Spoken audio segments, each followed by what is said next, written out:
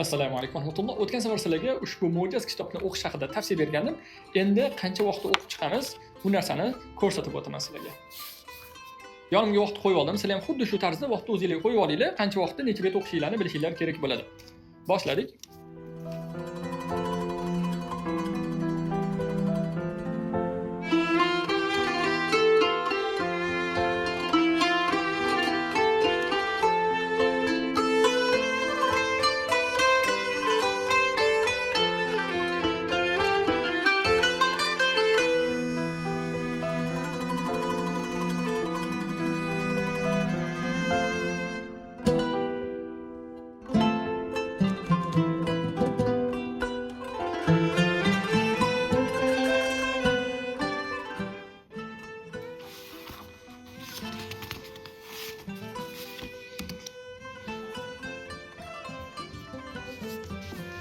Bilasizlarmi?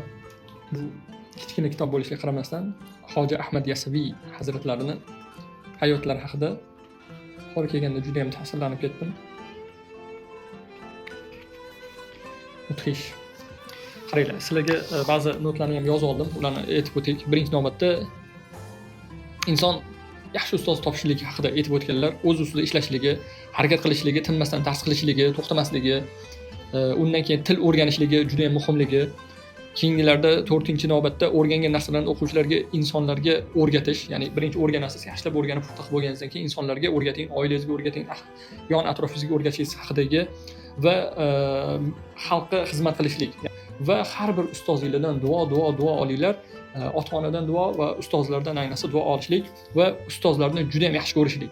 Ishoninglar, agar kitobni yaxshi sevmaydigan bo'lsanglar, hatto orasiga bir qalamni qo'yib qo'yib, ustini yopib qo'yib, unga bir kitobga og'riq beradigan bo'lsanglar, yoki qalamni bir yerda yotganini ko'rib turib, olmasdan o'tib ketadigan bo'lsanglar yoki shunga o'xshagan bir kitobga nisbatan bo'ladigan odobsizliklar, xossatan o'qituvchilarga nisbatan odobsiz, axloqsiz holatda yuziga qarab turib, tik boqib gapiradigan bo'lsanglar, ilm o'qishi juda ham murakkab bo'ladi. Yo'qsa ham bu dunyoningizga qisman foyda berishligi mumkin. U dunyoga juda ham foydasi bo'lmaydi, juda ham emas, umuman foydasi bo'lmaydi.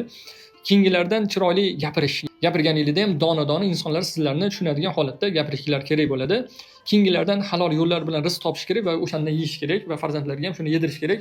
Bu dunyoni qonuni, halol yeydigan bo'lsanglar, halol narsalar, halol fikrlar, yaxshi fikrlar, katta bir g'oyalar sizlardan kelib chiqishligi ehtimoli juda ham katta bo'ladi va tezroq bu narsaga erishib borasizlar. Keyingisi tafakkur qilishlik haqida gapirib o'tdilar. Bir inson o'ylaganda tafakkur nima degani o'zi fikrlash deb olaylik, o'zbekchasiga sal tushunarli bo'lishligi uchun biron narsa o'qidinglarmi, uni tafakkur qilishinglar kerak. Bironta so'z ketdi, misol uchun ustozni sevishlik kerak. To'g'ri, ustozni sevish kerak, lekin nimaga sevishlik kerak? Qaysi ma'noda sevishlik kerak? Va uni sabablari. Chunki ustoz bizga dars beradi. Unga har taraflama o'sha mayli maosh olishligi mumkin, dars berishligi mumkin, boshqa u ikkinchi masalalik narsa, ya'ni bu tabiiy bo'ladigan narsalar va u tik oyoqda sizga vaqtini ajratib shu yo'lni tanlab sizga yo'lni o'rgatyapti. Agar sizlar bir kitobni o'qishni bilmasanglar, biron tilni bilmasanglar, ya'ni tasavvur qilinglar, ustozlar umuman yo'q. Hamma o'zi o'rganib olsin. Hech kim o'rgana olmaydi bu narsada. Qiymatini bilishimiz kerak. Keyingi oxirgilardan bir insonga ko'p ovqatlanma desam, avval u ishni o'zim qilar edim deb yozgan ekanlar. Bu bitta misolida xolos, lekin bu yerda ko'proq misollar keltirilgan. Ya'ni birinchi amal qilardim, keyin insoniyatga yetkazardim. Kitob o'qishda erinmanglar, hozir ko'ramiz. Qancha vaqtda orada gapirdim, boshqa bo'ldim. U hisobga olsak, bu joylarni ham qancha vaqt bo'ldi? 20 daqiqa bo'ldi o'rtacha hisobda. 20 daqiqada 36 betlik kitob, bu taxminan qanchadan keladi? 30 soniyadan bitta anaqasi bir bet o'qildi degani. To'g'ri, bundan ham tez o'qisa bo'ladi, faqat bu turk tilida ham Ahmad Yasaviy hazratlarining kitoblari bo'lgani uchun sal og'irroq kitob. Ham orada notlar oldim. Sizlar ham harakat qilsanglar, 20 daqiqa ko'p emas. Kimdir ko'p ko'rinishi mumkin. Kerak bo'lsa 3 ga bo'linglar buni.